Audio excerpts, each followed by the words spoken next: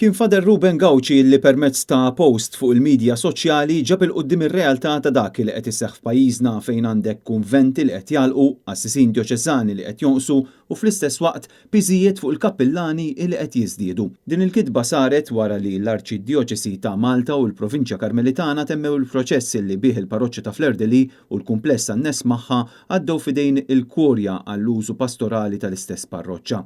Father Ruben li llum il-ġurnata huwa koordinatur tal-iżvilupp spiritwali fl-iskejjel qal illi ħafna aktar parroċċi jafu jgħaddu minn din is-sitwazzjoni u rimarka kif fil-preżent aktar minn nofs is-saċerdoti djoċesani għandhom aktar minn 60 sena u l-qassisin qed jonqsu ħafna bħala numru. Bekk huwa saqsa jekk dawn il-parroċċi l-ġodda li qed tieħu l-Knisja humiex pis fuq il-qassisin djoċesani filwaqt li saqsa wkoll jekk wasal xi żmien li ċertu komunitajiet jingħaqdu flimkien bħala parroċċja waħda.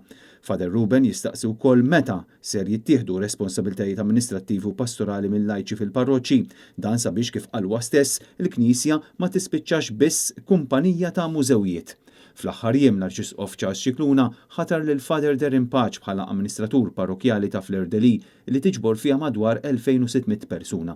Il-parroċċja minn din il-ġimgħa qed taqa' taħt ir-responsabilità diretta tal-kleru djoċesan.